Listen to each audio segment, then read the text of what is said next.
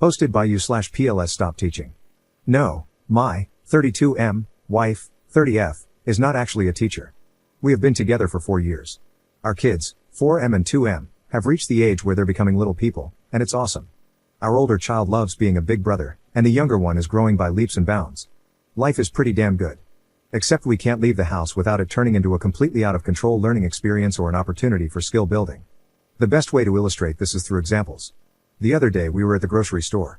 The older boy was walking, and the younger one was in the shopping cart. We had about 10 things to buy. And there's my wife, talking to our older son, who we'll call John. John, can you count how many items are in the cart? What line should we go in? Do we need to wait our turn? Is it our turn yet? Oh look, it's our turn. What do we do with our things? No, we don't put them on the desk. It's not called a desk, it's called a check stand. Can you say that word, honey? Check stand. What's the person we pay called? Can you read his name? This thing is called a credit card. Do you know how it works? On and on and on and on. Everyone in that damn line was rolling their eyes and giving me sympathetic looks. Sometimes my wife will let the younger one, Bill, help or be present during chores or meal prep. It's more of the same. Bill, this is a spoon. This is a knife. This is called a ladle, and this is what we do with it. This is a cup. These are noodles. We need to put them in boiling water, and you know water is boiling when you see bubbles, to make them soft enough to eat. This is dish soap, it makes the dishes clean. He's 2, for God's sake. Everything is learned to death. The other night, we were out for a walk, and a little kitten darted across the street. Now, a normal parent might ask the kid what animal that was. If he said a cat or a kitten, she'd say, "Good job," and move on. John said it was a cat. My wife said, "Yes, it's a cat, but it's a baby cat." Do you know what a baby cat is called? Is a cat a mammal or a reptile? How do you know? How do mammals raise their young? Do all mammals have fur? I told her I was getting a headache and that she could finish the walk with the kids and meet me at home. It wasn't a lie, really. Something similar happened at the fair too. I'm not exaggerating when I say the kids never got to go on one ride and never got to eat one treat because they were so busy learning and building skills, and I can't even deal with that phrase anymore. It makes me want to scream. Anytime I bring it up, like, honey, just let them have fun. We can talk about what they learned on the way home, I get, but this is such a great opportunity for them to build skills. They won't remember in 2 hours. If I want to get them a simple, stupid toy that's just for fun, like something they can throw around or a stuffed toy, nope, that doesn't help them build any skills. Or a ball is great for helping them build coordination skills. Everything in our lives is a learning experience. It's either skill building, or the kids never get to do the activity because we have to learn about it. I've talked to her. God knows I've talked to her. I've said it's great that she wants to give our kids such a head start and make sure they have good life skills for when they need them, but everything doesn't need to be a learning activity. They can't just color random designs on paper, they have to build skills.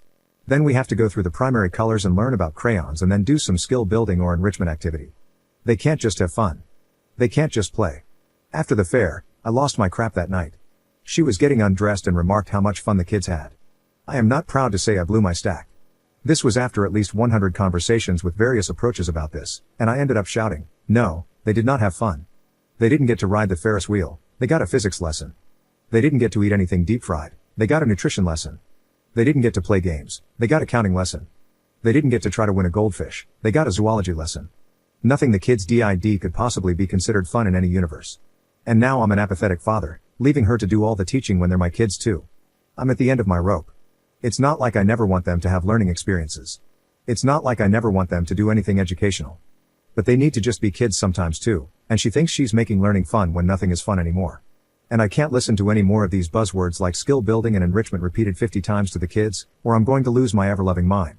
Help me, Reddit. Update 2 days later. I didn't mean to completely abandon this post.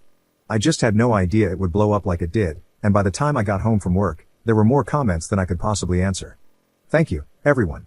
To answer some questions I saw. The kids are bored to death.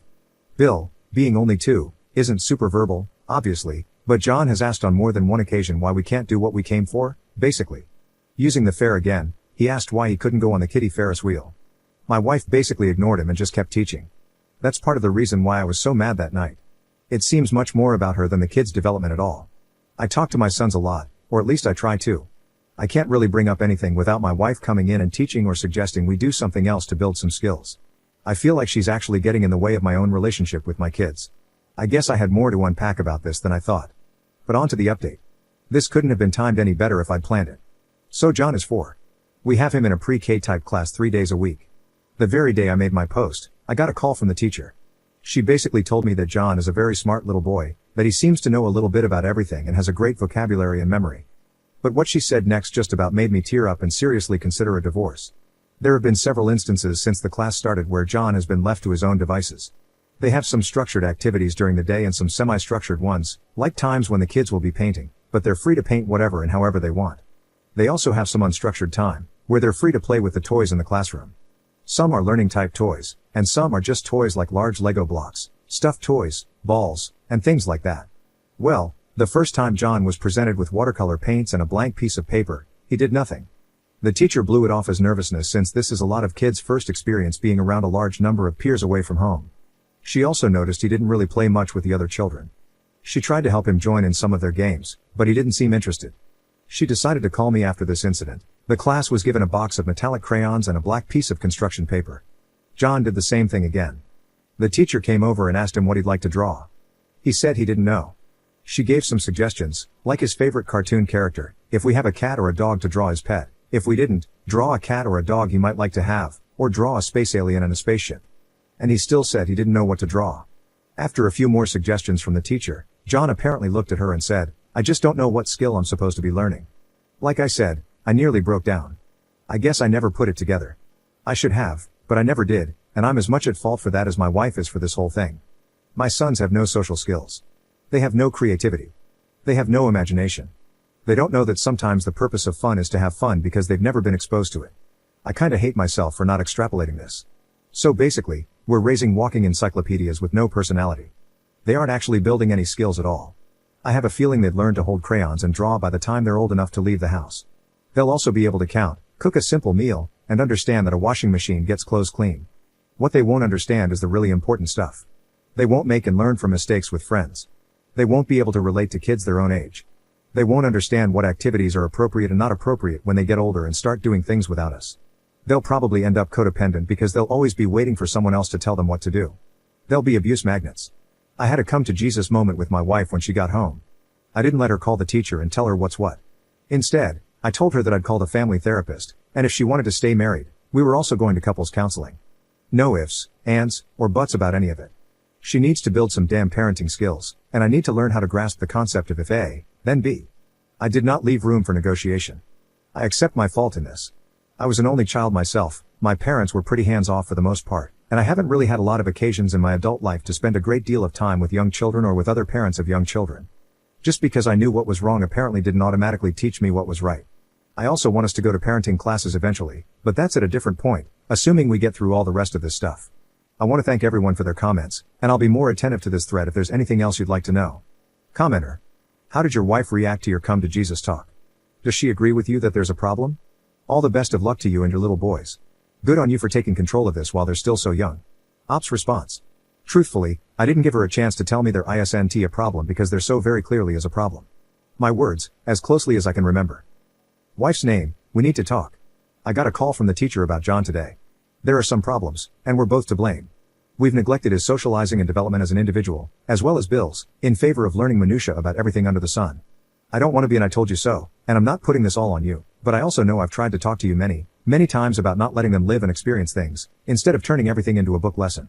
My part in this is that I've done nothing to change the situation because, honestly, I felt that's not an option. If you want to stay married, we're going to family and couples counseling, because this problem involves all of us, and there's a problem in our marriage as well if I feel I can't speak up about how our kids are raised because I won't be heard. I've made an appointment for X day and time with Dr. X. We'll give him 6 sessions to see how we feel about things, unless there's an obvious mismatch. If we feel he's helpful, we'll continue to see him. If not, we'll look for another counselor together. In the meantime, we'll research couples counselors. I just felt that getting help as a family, and for the kids, was the priority. It's completely within your right to refuse, but then I likely won't be able to stay in this relationship. There really wasn't much she could say, and I deeply regret not putting my foot down about the constant pedantic teaching before it got to this point. Additional info from Op. I'm sorry you feel my experience is fiction. Believe it or not, that's entirely up to you. If my not including every single detail because my mind is still kind of jumbled about all this makes me a liar, well, I don't really know what to tell you. My wife's focus on activities for the kids is always, this will help you learn X, or, Y is such an important skill to have.